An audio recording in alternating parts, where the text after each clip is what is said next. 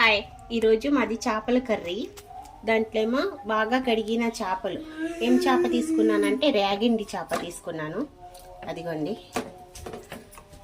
రేగిండి చేప తీసుకొని దాంట్లో ఏమో కొంచెం కొబ్బరి, అల్లం వెల్లుల్లిపాయ మసాలా, కొంచెం గసగసాలు, ధనియాలు, 2 లవంగా, కొంచెం పట్ట, 2 యాలకులు వేసి మసాలా చేశాను. అదిగోండి మసాలా చేసి దీంట్లో వేసేసాను. మసాలా, కొత్తిమీర, మళ్ళీ ఏమో దీంట్లో ఆనియన్స్ వేస్తున్నాను. అవి దాలోజీ ప్యాజే, అదిగోండి ఉల్లిపాయలు వేస్తున్నాను. సన్నగా తరిగిన ఉల్లిపాయలు వేసుకోవాలి. ఒక రెండు గడ్డలు వేసుకోవాలి ఉల్లిపాయలు. దాంట్లో ఏమో కొంచెం కూరకి సరిపడినంత పసుపు,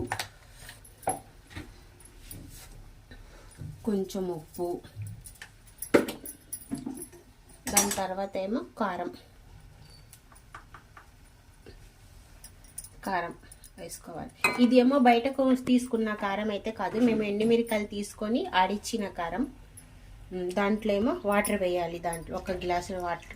ఎక్కువ నీళ్ళు వేయకూడదు చేపల కూరలు, కొంచెం తక్కువ నీళ్ళు వేయాలి. అదిగోండి ఇలాగ బాగా కలపాలి. ఓకేనా? చూడండి, పచ్చిమిరకాయలు ఒక 2 వేయాలి. ఎక్కువ తిన్న వాళ్ళు పచ్చిమిరకాయలు ఎక్కువ వేసుకోవచ్చు, మేము తక్కువ యూజ్ చేస్తాం పచ్చిమిరకాయలు. మనం ఆయిల్ తీసుకోవాలి. ఒక 4 స్పూన్స్ ఆయిల్ తీసుకొని మసాలాలు అన్నీ కలిపేసి పెట్టాలి. చేపల కూర వేసేసి ఒక సిమ్ములో పెట్టేయాలి పొయ్యి. ఓకేనా? హాయ్, చేపల ఫ్రైకి ఇవి అగోండి.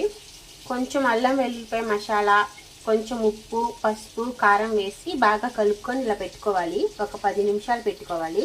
దాని తర్వాత ఏమో అదిగోండి, దాని తర్వాత ఇలాగ ఫ్రై చేసుకోవాలి ఎర్రగా. చూడండి, ముక్క విరగకుండా చూడండి ఇలాగ మెల్లిగా వేసుకోవాలి. నాన్ స్టిక్లో నేనైతే చేయను, కడాయిలో, ఇలా సిల్వర్ కడాయిలోనే చేస్తాను. ఎర్రగా వస్తాయి. చూడండి ఇలా ఎర్రగా వేసుకోవాలి. కొంచెం ఆయిల్ వేసుకుంటాను. బాగా ఒకవైపు బాగా వేసుకుంటాను. చూడండి ఎర్రగా వేయించుకోవాలి. అటు ఇటు వేగలేదు, ఇటు వేగింది.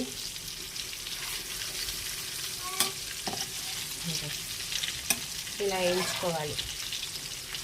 సిమ్ములో పెట్టిపోయి వేయించుకోవాలి ఎర్రగా.